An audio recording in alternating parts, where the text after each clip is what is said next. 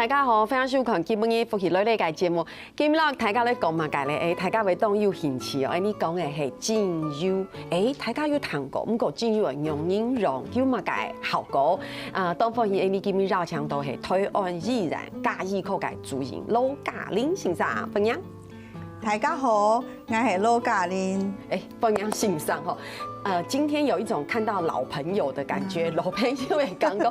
因为其实乡亲朋友可能地哦，一样录节目，不过其实每次录完节目跟医师这样打嘴鼓的时候，就会觉得哇，这个罗医师真的可以给我们很多在生活上面身怀地图很多不一样的知识，我觉得好有趣哈，感觉上不会太严肃，所以医师平常也是这么的。就问诊的时候也是这么的亲和力，应该是吧？我病人都好喜欢我。对，因为打白佛们罗信上也是也是觉得好有亲和力，然后就变得很喜欢医师。我在想，可能也因为有偷偷用精油的关系，真的，因为你有偷偷用精油，所以感觉上。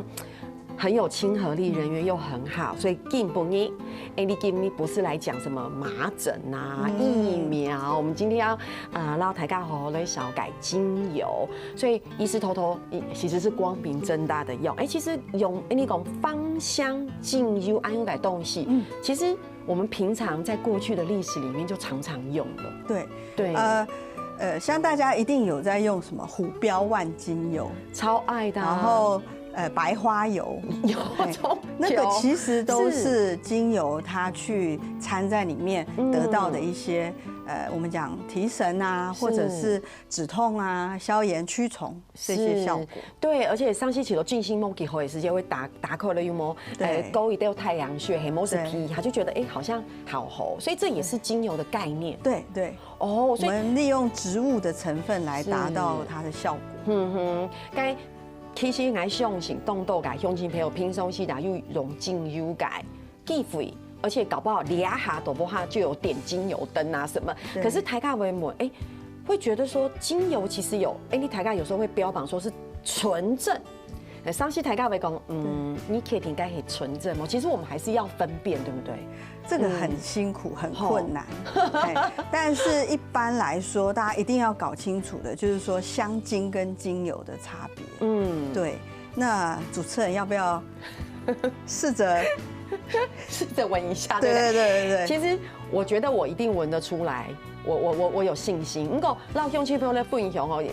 羅醫師基本上是帶到來千面用習慣改精油，對不對？其實這個坊間都買得到，對，而且你賣，所以他都告訴你這就是精油，對，然後有很多的好處啊什麼的。可是我們要去分辨它到底是不是純的植物，因為這很重要哦。對，什麼？所以我先來撈大家來，我撈大家來皮一下哈。一開始先拿到兩個呢，係。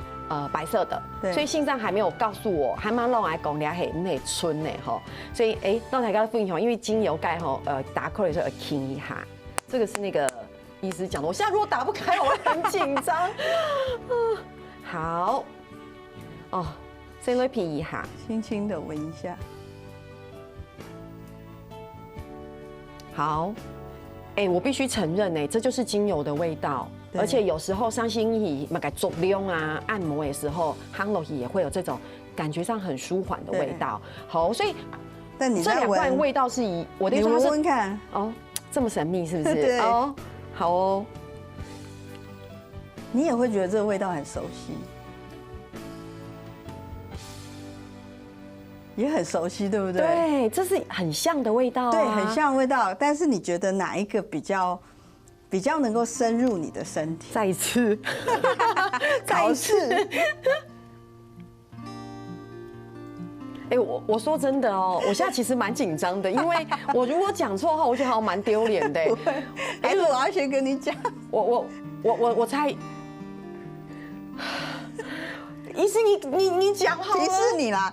其实一般来说会比较需要安全盖的，比较是精油类的。那像一般如果像香精，你现在手上拿的是香精，那它就比较没有那么的，我们讲挥发性啊这些没有那么强，那所以它就通常不太会是安全盖。我讲一下，所以医师，这到底哪一瓶才是真正的？是这一瓶对不对？对。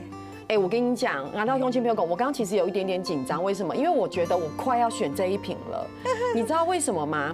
因为两种感不同，皮衣其实是雷同的，我必须承认，它都让我觉得蛮舒服的，很舒缓。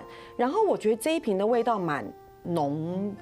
比较蛮浓烈的，可是因为刚刚医师有暗示我说这一瓶比较难开，所以我心里想要猜一定要猜这一瓶，所以聊到用亲朋友类分享，所以这真的我光这样我医师其实我不太能分辨呢，其实很难。那所以其实有几个要点哦，是第一个就是你还是得必须训练自己常闻精油，是那所以你再去买或者是去挑的时候，第一个他敢不敢写它是纯精油哦，然后再来是不是100%有没有混合，它的罐子是不是深色玻璃瓶？好，那像一般我们常常有人去北海道啊，或者是普罗旺斯，会去买一些薰衣草啊之类的精油，像我们这边也有准备薰衣草的精油跟香精。对，那如果它是用透明瓶的装的，通常也不是真的精油，因为真的精油很怕光。那所以它如果一用透明的，它很快就会变质。是，所以我们这边到台高的分享，其实除了该行性上考喜考癌，我几乎差点要讲错的，闻是一个概念，对。可是闻有时候真的是很主观的感受。它聊篇公斗其实医生讲，第一个你要看它瓶身的标示，对，像拉丁不敢写拉丁学名，对，因为拉丁学名算是一个精油的身份证。那如果他敢写拉丁学名哦，那通常我们就会比较觉得说它会是真的精油，像你可以看看另外一个白色大罐的那个，它后面其实就有写很小的字拉丁学名。那因为同样一个薰衣草来说，它的不同的品种味道跟效果就完全不一样。是，所以其实除了闻，你要看瓶身，然后看拉丁学名。对，用精朋友可能会觉得有一点难，可是我觉得这是你如果想要使用精油，你必须学习的。对，而且拉丁学名很深，有没有？其实现在 Google一下都有哦，好，对，然后也是先手机先拿出来，看完之后立刻 Google， 对，然后我也背不起来所有的，是，然后玻璃瓶的颜色要有颜色的玻璃瓶，可是他说不应强调医疗级，这个我要讲一下，因为现在有一些精油它会强调它是医疗级或食品级，是，可是因为精油它其实算农产品。所以我们这样讲好了，它会随着天气啊、产地，它都有成分不同的变化。是。可是如果一旦你是标榜医疗级的，通常他们是调整过的精油。哦。那调整过的精油，它可能比如今年的薰衣草的乙酸沉香酯不够，它就拿佛手柑的乙酸沉香酯来加进去。那这种调整过的精油，一般来说是比较容易过敏。哦，所以其实。你去卖的时间，如果有特别强调讲，等下还医疗来是的，其实我们还是要稍微有一点点，对，并不是这样就会比较高级，我们的心态要稍微有点警觉的那种感觉。我们今天不是讲什么绝对错、绝对对哦。好，所以其实爱用可能用亲朋友可能有一些了解，去卖的时间现皮嘛，这一罐是薰衣草，刚刚医师有说，我也许也可以闻闻看。我觉得我现在很想要去做 SPA， 好舒服。还有真的精油来说，它的层次会比较多。哦，你慢慢闻的时候，你会觉得它进到身体不同的地方，跟吃东西一样。对啊，可是香精来说，就味道很单一。对，了解，这也是辨别的方法。所以用亲朋友这个真的有联系泡，那些东西可能层次比较多，然后它会进入身体。比如说你闻香精的时候，它通常就停留在鼻子而已，是，甚至有的人就会开始觉得鼻子过敏不舒服。是，所以等下是大家来讲到咧，容易来分辨。不过讲到两片海啦，动从了解东西到大家来分享。其实精油的萃取方式，对，我们可以稍微来跟大家分享一下。其实最贵的都是花朵类的，是大家如果有看过香水那一部电影的话，它有一个很有名的叫止吸法，就是因为花朵很脆弱，没办法用水蒸馏，所以就会用止吸法来做。那这边只是给大家一个概念，也就是说不同的材料，我们用不同的方式去蒸馏或者去把它萃取出来。哦，好，所以其实了解到大家的分享，其实某种嘅方式去得到嘅东西，某种咯，可能两朋友想系精油啊、纯露，系某就是什么萃取物，那可能大家会觉得好深哦，这个好难。不过没有关系，让大家讲一个概念，对，它有不同的方式。如果大家是会问啊，其实有一个东西很有趣，因为性上有共同，如果是整个植物的话，它是整颗都可以用，对不对？那以目前来说，通常是针对不同的部位去做萃取，它萃取出来的效果也不一样。是。那像我自己哦，最近很喜欢用这个根部萃取的姜。好，因为呢，它对眩晕很有效。哦，真的。对，如果你在晕的时候，你把姜的精油擦在肚子跟脚，你的晕就会好很多。而且不是擦头，不是，是擦肚子跟脚。对，所以头是我们的最顶部。对对对。然后根部的姜是最底。对，所以通常我们在看植物的疗效的时候，有一个很有趣的事情，就是通常最根部的精油呢，它都在处理头部的问题。是。然后花朵类的都在处理心的问题。哇。叶子类都在处理肢体的问题。哇，所以台卡斯维奇多，这个对应很有趣，跟我们想象的不一样。不过所以呢，讲到俩线上让台卡的分享嘞，你最大的你讲根的部，像姜的精油，我很难想象姜不就是朝台冲嘛，姜丝大肠，所以姜的精油它对止吐效果还有止晕很好，止吐对止晕，而且另外还有一个精油很有名，那我想看看这个主持人要不要试闻看看？好哦，这个精油也是属于根部类的，它叫血草。血草。你轻轻的闻就好了，我不能太用力。对，好紧张哦。我觉得这个味道没有很好闻，有这个味道有点。这个叫做有名的安眠的精油，它闻了会安眠吗？这个没有很舒适医师。对，它闻起来，主持人可能没有办法表达出来它的那个臭味哦，它其实很臭，有一点像老太婆裹脚布的味道。真的，用轻便用，我到线上去讨论一下，你也嘛该眉头吼，像大家都说聊哈，你马上啊，等下到大家都分享，人家倒带系嘛该眉头。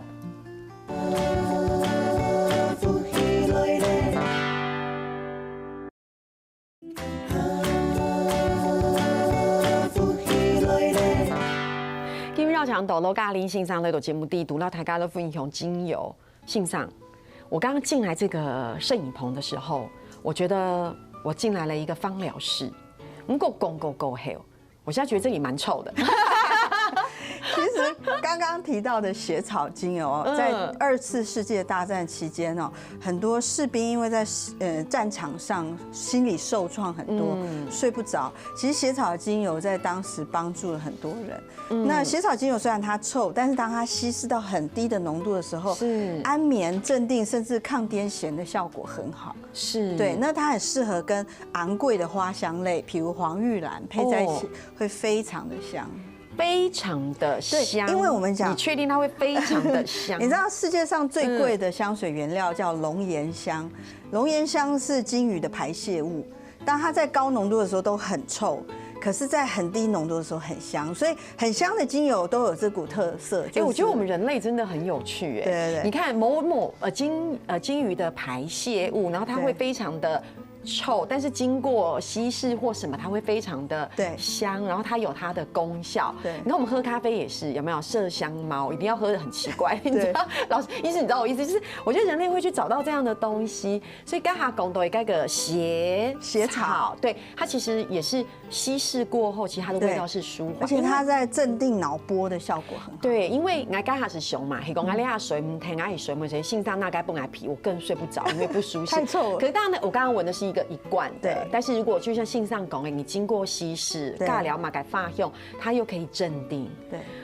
我觉得我最近好像没有睡得很好，所以可能要来试试看。像一般成年人哦，用薰衣草比较难睡着。因为薰衣草其实适合宝宝的，我觉得这真的是重点，因为我们所有的朋友们理解到的最基础的知识，最基础改地西是黑，薰衣草就是安眠，所以人类大人晚上就会点一个薰衣草的香气，协助你入睡。其实就像信上讲，不一定是对，而且还要看，比如像我给主持人闻一个很特殊的，这会臭吗？不会，这很香，这是真正薰衣草长在克什米尔高原，好酷哦！对，那因为其实薰衣草来说，它海拔越高，安眠效果越好。其实你确定我打得开吗？我已经压着在开。好，你看一下，你看一下，为什么？为什么？你可以闻一下。它安眠的效果其实是比一般你在观光区买的所谓的甜醒目薰衣草的安眠效果好。可是即使是这样，那种日理万机、思虑很多的，还是会用到血草，因为它的思虑实在降不下来。那我还是用血草好了，虽然这个闻起来你可以2个搭配起来。所以一般我们就会需要像基底油这些的东西来做一个稀释的动作。线上共同重点喽，因为大家已经越来越复杂了，对不对？因为一定因为台价工的精油分类很多，其实我们要特别跟大家讲，你阿杜诺不会卖，所以台价会谈工。你要买精油吗？这是纯露哦。那线上刚才有共同基底油，我们跟大家来分享，这到底有嘛改 molecule 对，一般来说，如果称之为精油的话，是我们在蒸馏过程中，它挥发以后呢，冷凝下来，浮在水面上的那一层小小的油，本身具有挥发性的，就是我们讲精油，是植物的亲脂性的芳香分子。那如果我们一般吃的那个植物油它是比如说用南瓜籽啊。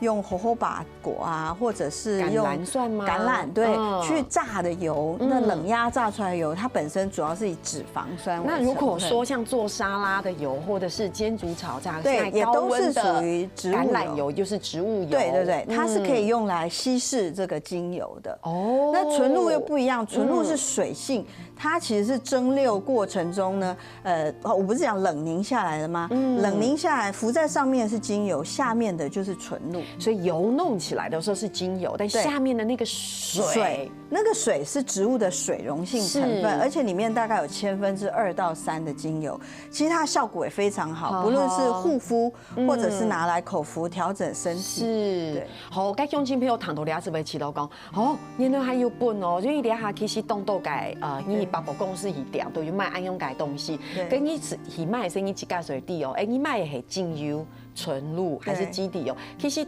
它没有很复杂，但也没有很简单，没关系，我们慢慢的学习。最起码你下先了解，其实有俩上种的东西来做分片，像你下爱收纳俩管水性上该下黑爱皮的薰衣草，这个就是精油嘛，对，好舒服哦。所以这个真的，我觉得思琼性上讲，光薰衣草安用改精油，它就有很多不同品种，还有不同的产地海拔。对，所以你看它的结果跟效果就不一样，也会不一样，对不对？如果讲到聊台尬思维讲，我们今天好有一些蛮基础知识的学习，对不对？那到底精油要怎么用，纯露要怎么用，或是基底油我们怎么用？我们跟台下分享一下，为什么？像医生说，有时候这有安眠的效果，为什么？为什么一罐小小的油，你闻一下，它就会有安眠的效果？它是怎么样进入到我们的身体里面？是，我们的大脑其实在嗅觉部分，它会直接接到我们大脑里面跟情绪有关的一个叫杏仁核，杏仁核又连接到记忆中枢的边缘系统。那所以呢，最妙的一件事情就是早期医学界认为说，这个精油，它就是闻嘛，那它不会进入身体。对。可是后来发现错了，刚好我们大脑有一个区域，就是鼻子进去最靠近脑袋的这个区域，它刚好防备的这个防御的区域最少，它可以直接进入脑部。这句话好有趣哦，防备的。区域我们讲那个叫血脑屏障，如果讲专业名词，因为血脑屏障平常是避免一些有害物质进入脑部，可是刚好在鼻子这一区是最薄，从这里吸进去到这里，所以我们其实现在有在用精油在处理一些失智症、神经退化的问题，那发现效果也是很好。我觉得以后你可能是那种永葆青春、不会失智、身体健康、睡很饱的罗医师。那所以一般我们讲嗅觉来说，它在改善情绪最快，所以常常会有病人问我说：“我用这个精油到底多快有效果？”其实很快，你光闻的当下，你就会发现你的心境开始转变。我们来开个玩笑好了，如果说你现在正在跟你的另一半吵架，吵得很激动的时候，通常我们在看心灵小语或是心理学的书的时候，都要告诉自己先冷静，先浪情下来。那我可以说，我现在跟你吵得很凶，等一下我先闻个精油。然后马上就冷静，可以这样吗？医师？可以啊，现在很多公司会比如他们会扩柠檬精油，然后或者是牙医诊所，它可能会扩佛手柑精油，来让等候的人心情平静，或者是有增加专注力的效果。我觉得要因为去看牙医的时候好紧张，你在等待的时候就紧想讲等下轮拢来等下，而且还可以顺便杀菌。佛手柑精油，对，所以你下是不是我哋大家有在想一下，係講你到公司啊，公司行號今天要開一個比較动脑会议的时候，比如说今天早上10点，台大要来动脑会议，我们其实也可以扩香，对不对？对，这时候可以不能扩薰衣草或血草，不行，那会睡着。眠。比如说，假设你怕场面火爆，你可以扩玫瑰的精油，大家就充满爱心，就不会吵架。那如果说，我觉得协调会议的时候扩玫瑰，对对对。然后如果说是要大家脑力激荡，可以扩迷迭香，迷迭香。对。那如果说我们扩迷迭香的香气，现场在准备迷迭香饼干，这样子可以吗？医师也可以，也可以，是不是？哦，其实我们好像在比较开玩笑，可是我们是想分享，就是真的每一个植物所萃取出来真正的天然的精油是不一样的哈。连还有公都信上公也皮嘛哈，那我们已经2天开会都可以用，对不对？还有其实有皮肤，像一般大家去 SPA 按摩，那其实大部分就是用所谓的像基底油这些。哦，我们可以拿起来给大家看一下，就是你会看到它是一个油状，那大部分会有一点淡黄色哈，那有一些是淡红棕色都有可能，看它油的质地。那再来，它会稀释以后，你拿来涂抹，比较可以大面积。那我有的学员或者是病人会问我说，我到底要稀释到什么浓度？对。那当然这个大家可以查网络上的资讯，但大概念就是说，你只要是涂的面积要越大，年龄越小，那我们浓度就越低。那如果是越厚的皮肤脚底，或者是年龄越老，那么或者是你要处理身体问题，我们浓度就要越高。所以，我们如果什么运动好去走 SPA 去走按摩，身上涂的严格讲，我说严格，应该就是性上功的基底油，对，再加精油，哦，对，而且很妙的是说，你越想要安眠的话，浓度要越低。嘿，然后越是处理身体问题，比如我关节痛，那我浓度就要越高。是，哇，其实太多可以讲哈。其实口服的也有，对不对？口服的话一定要经过医生评估，不可以自己乱口服。不可以哦。对，好，那现在我们有没有一种就是说，也有人是不能用芳疗的？我们有遇过的，就是说，比如他本身对某一些精油他会过敏的，是，比如我就有遇过对肉桂。它会很容易过敏，肉桂本身就很刺激，浓度高就会皮肤刺激，但是它本身就是会很容易过敏。那所以他如果喝咖啡也不能加肉桂粉，是不是？可能吧。那每个人，所以我们在咨询的时候一定要问说你会对什么东西过敏。那但是除此之外，比较重要的是成分的影响，比如说有一些精油它有单萜酮这个成分，那么孕妇、哺乳妇、婴幼儿就不能用。会不会有一些什么慢性疾病这一类型的？大部分还好，主要是看精油的成分。主要像我刚刚讲的单萜酮成分，它会有神经毒性。像我们讲薰衣草其实就有一款品种的薰衣草是有神经毒性的。可是那个品种的薰衣草它都长在低海拔，所以如果你去旅游的时候，你是去低海拔的区域玩，你买到的就是那种有神经毒性的薰衣草。我觉得今天出了后条，你讲精油改基础改地势之外，没让大家讲，你也讲去到诺贝有料的世界，薰衣草的精油，即便要购买，还是要稍微问一下，对不对？不要到了那边是薰衣草甜，我们就觉得这个一定是，我觉得饼干吃一下就好了啦。所以我觉得，因为在台湾也是可以买到很好的精油，其实台湾就买得到了，错吗？所以其实哇太棒了哈，因为哇，你今天改节目讲到俩，所以大家有发现吗？哇，真的就是觉得学习到的知识非常的丰富，可当然不是这样。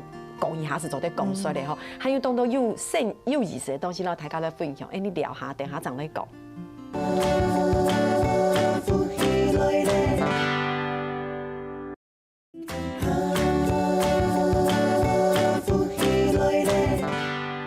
让大家来讨论精油哈，我觉得就是有狗在拱狗，我们现在这个摄影棚又开始有一种不同的镇定的一种舒服的香气的感觉。你个讲到咧，其实你讲到去个基础个地些，你讲到去可能有一些个起料个效果，然嘛个，其实还讲去清络性上是可以，我们是还是有一些很仔细的问诊过程，对不对？因为其实像在法国、瑞士哦，他们尤其是瑞士，甚至在芳香疗法是纳入他们保险的部分。那我必须说，如果从医生的角度在做芳香疗法，跟一般的 SPA 店的话，我们医生会比较去着重说，你是有哪些状况，有吃药没吃药这些。你的身体的甚至一些抽血数值，我们都会去考量。你精油要怎么使用，用哪些精油？对，所以其实因为我是没有挂过这样的门诊，我就在想说。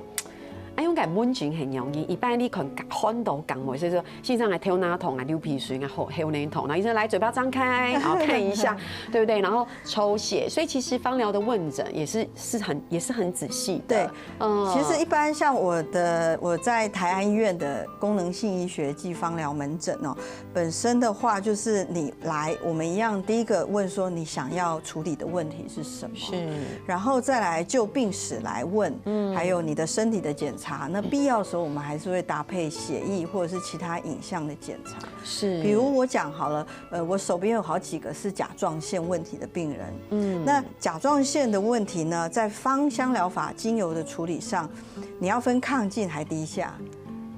对，因为亢进有亢进的精油，低下有低下的精油。对，那所以我们有必要，如果病人他也不知道自己的状况，我们一样就跟一般的门诊一样，你必须要去厘清他的问题，才能够去正确的选油。好有趣。对，所以跟一般就是说我只是闻一闻放松啊这些的想法，其实概念已经不太一样了。是。那再来就是说，在病史的部分，我觉得很重要一点的就是病人要诚实。因为我在问诊的过程中，通常我们会问到你的生命史当中影响你比较深的创伤也好，或快乐的事情、难过的事情，因为这些东西其实通常跟你的一些现在的状况有关。那有一些精油，我觉得这样我去问诊的话，我会觉得我很赤裸的在罗医师面前。你放心，我记性很差，我都忘记。对，但是就是说你越诚实，通常我们选油就越准确。了解。因为同样以失眠来说，我们有因为焦虑的失眠、放不下事情的失眠、恐惧的失眠，那你要对应的油就不一样。真的，有时候第二天要去远足也会失眠，因为然后第二天的外景很早的时候，洗凉感我也是会失眠，因为怕睡过头。搭早班飞，可是有时候有心事的时候，那个间接直接影响你的失眠，是大家很容易忽略的，然后就变成一个长期的慢性失眠，对不对？所以一般人会想说，有没有什么油一涂就会睡着？其实要看你的原因嘛。对，我觉得心理那一关好像很重要。哇，太棒了，感觉上好像可以有一些心灵的。但是当然，一般的感冒这个也很多可以有处理的油，像什么芳沟叶啊、罗纹沙叶，还有大家常见澳洲尤加利都可以。只是要提醒一下，澳洲尤加利大家虽然常用，不过它会比较收干黏膜，所以你已经变干咳的时候，不可以一直用，你会越干。医师，我们平常在用精油真的没有在管这些耶，因为我们一买就买一管啊，一管很贵啊，对不对？你就要用完。所以有机会哈要来咨询一下芳疗医师。是这样吗？有时候觉得说，怕这个精油狗 kill 嘛，现在就来弄一下，结果搞不好不太适合，因为像尤加利就是常常人家会推荐的一个精油，它很好用，但是它会收干黏膜。是，而且讲到线上讲到感冒嘛，欢豆，其实有时候一般日常的，比如讲胃不舒服胃胀，是，像我现在就有一点胃胀，像这是可以用的。有，我跟你讲，有一个精油很好用，叫肉豆蔻。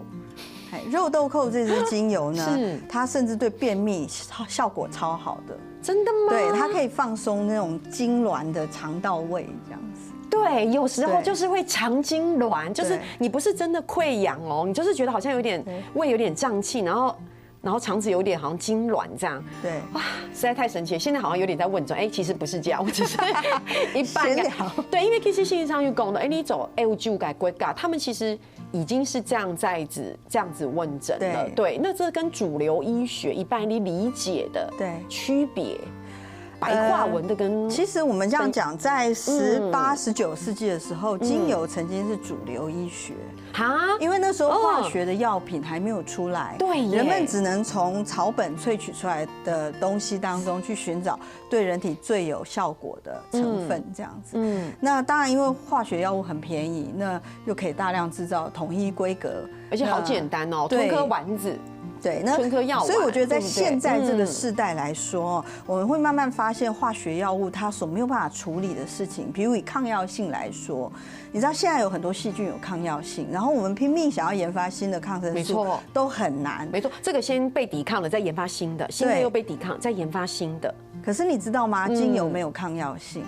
原因在于精油是多分子，所以没有一个细菌有办法生出这么多种抗药性，而且精油每一年的成分不一样。我觉得罗医师，你以后要不要开民宿？我们就去那边住，感觉上真的可以住个半个月，然后在那边好好的调养一下，然后顺便就是当他是民宿老板娘的时候，你早上起来的时候就跟他聊天。好主意。对，太忙了啦，拍谁。所以一般我们现在芳香疗法的话，我会建议就是说，大家可以拿它当做一般的身体保养，那也可以当做很好的辅助。那西医的治疗有必要的时候，我们还是得去遵从。但是有一些细微的部分，或者说有一些不需要到用药的程度，我觉得认识精油，好好的用精油纯露基底油，其实对我们的维持健康，我觉得很有帮助。我觉得是不同的奉用，因为台大的讲，比如性上该有讲到甲状腺的问题，一般你讲到甲状腺的目的，当然严重不严重是另外一个状态。东东医他其实平常的生活方式、饮食，我们访问过很多的医师，发现有腹液松豆感慢性疾病。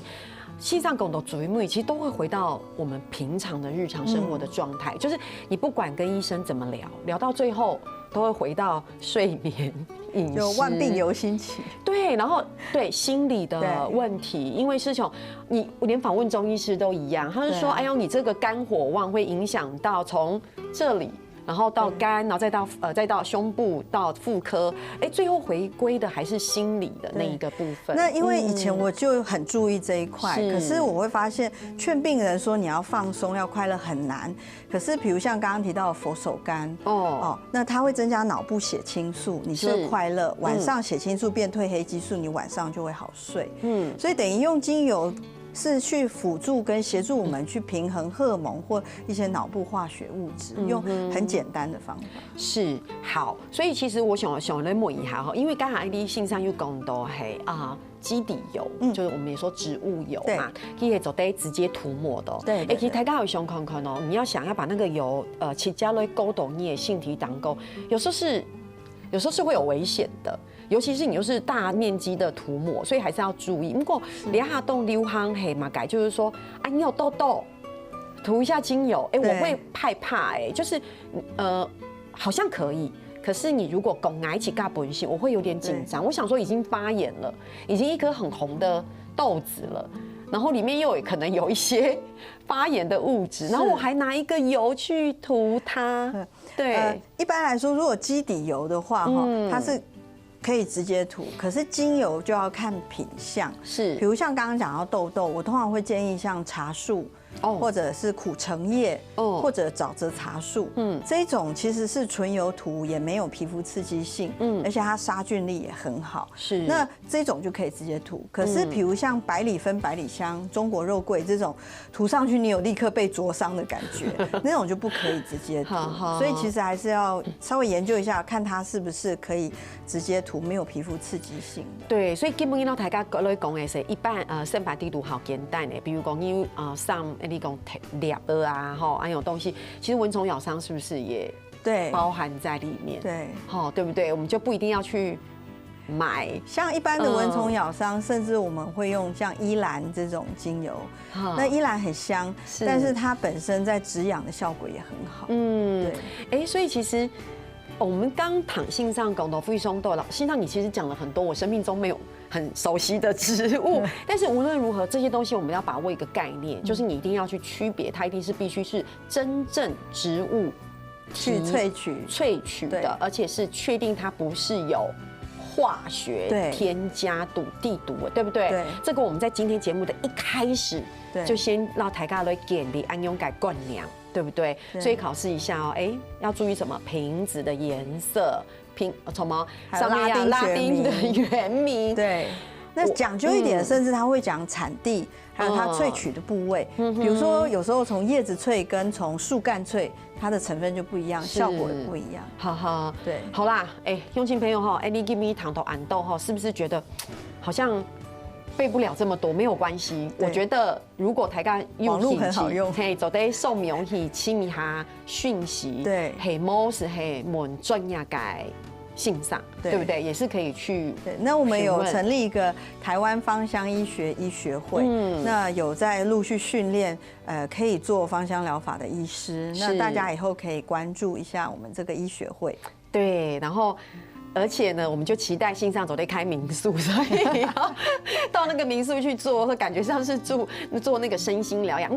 不管用医谁，基本也让大家都分享一下，你台价多夯度盖路，很多人有可能会推销，为money为卖，么改东西，所以其实咯，好，我们大家很易卖水卖哦，所以基本上大家都分享係一當基礎嘅知識，希望鄉親朋友了解樣嘅知識過後，係講你只是要按樣嘅需求上去買，啲用應來買，就做啲用到其實好嘅，所以感謝先生，好，聽你下來做乜嘅咧，來做認同嘅。